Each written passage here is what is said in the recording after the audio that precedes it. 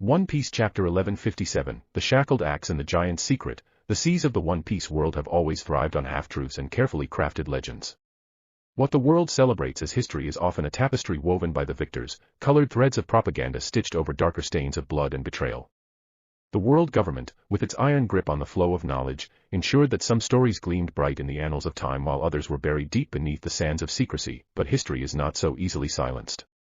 Like the tide gnawing at a cliff, fragments of truth surface, broken, jagged, and dangerous. Chapter 1157 peels back one such layer, casting new light on the Rock's pirates, on Elbaf's kings, and on the betrayal that set the world's balance trembling. The hidden prisoner of God Valley. The chapter begins not with blinding sunlight or the roar of cannon fire, but with damp darkness.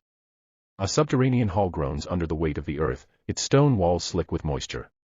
Torches sputter, their flames shivering against the draft of unseen vents. Chains rattle, echoing like ghostly bells. A lone figure shifts in the gloom. The narration crawls across the page. The world remembers Whitebeard's might, Kaido's terror, Big Mom's hunger.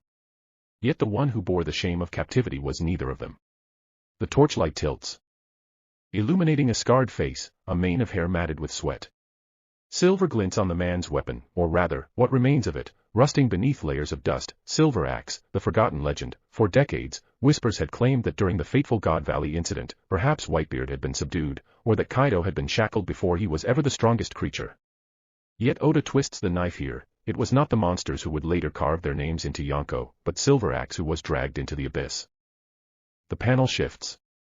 Shiki, with his leonine hair and arrogant grin, escapes the chaos, his laughter loud and mocking. But Oda's art betrays him. A bead of sweat streaks his temple.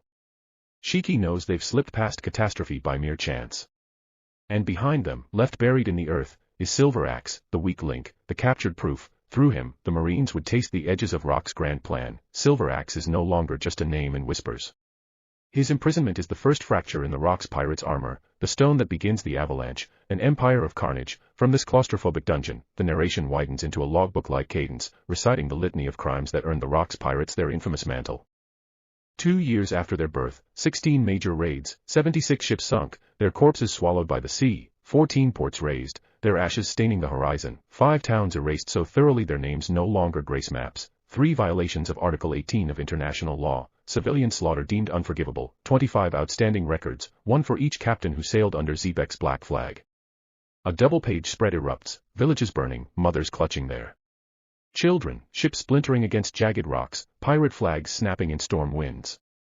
In the center, vast and looming, the Rock's Jolly Roger towers, a grinning skull marked with violence itself. The narration cuts like a blade. At a time when Roger's pirates still gathered their strength, Rock's already ruled as an empire of carnage.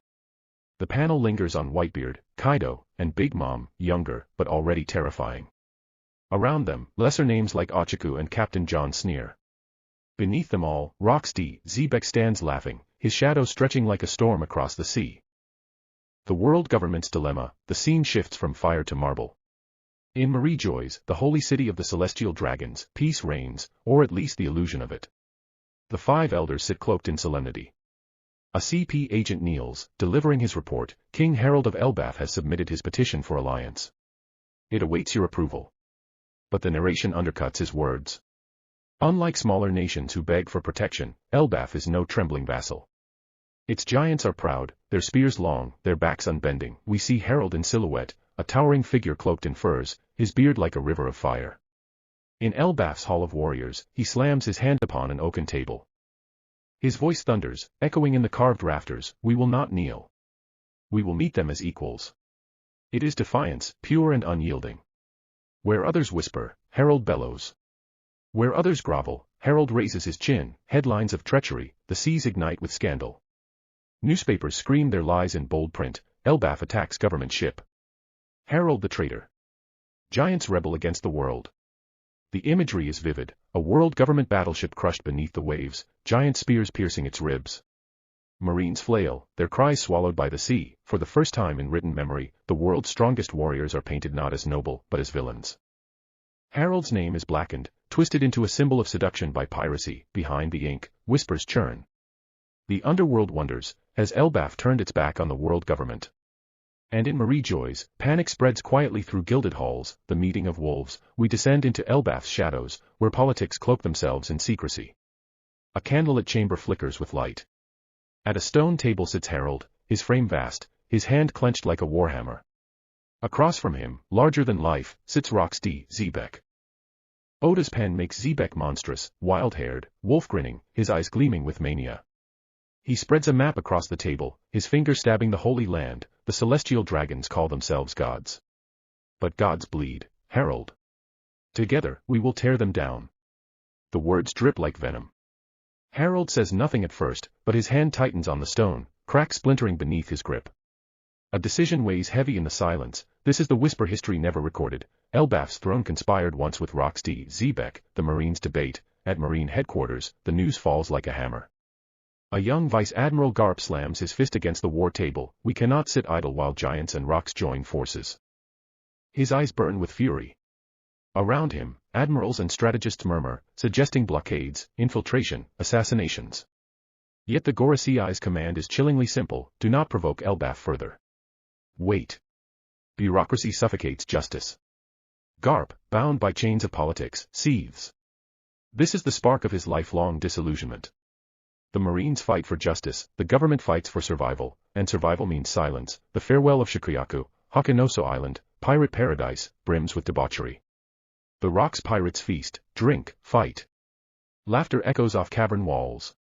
Until a messenger arrives, the room falls quiet as his words strike. Shakuyaku has quit piracy. Shaki, sharp-eyed, cigarette smoke curling from her lips, coat flaring in the wind, walks away from her ship. Oda's pen gives her dignity, a quiet finality. She leaves the chaos behind, a queen abdicating her throne. The reactions are as telling as they are diverse. Shiki laughs cruelly. So the woman's gone soft. Let her rot on land. Big Mom smashes a table in fury. Betrayal. Whitebeard drinks in silence, his eyes heavy, his respect unspoken. Xebec grins. Those without the will to rule deserve to sink. Far across the seas, in Amazon Lily, Gloriosa, the former Kuja Empress, narrows her eyes. Once a serpent leaves the nest. Does it truly shed its fangs? Her words linger like prophecy. Perhaps Shaki's departure is not surrender, but survival. Perhaps it is strategy, implications, and foreshadowing. Silver Axe's silence becomes the price of the Rock's pirates' secrets. The record of raids reveals the scale of their terror, justifying the world government's dread. Elbaf's flirtation with Alliance reframes their later neutrality as coerced, not chosen. Garp's fury foreshadows the schism that will tear him from blind loyalty. Shaki's departure plants seeds for her mysterious survival into the present.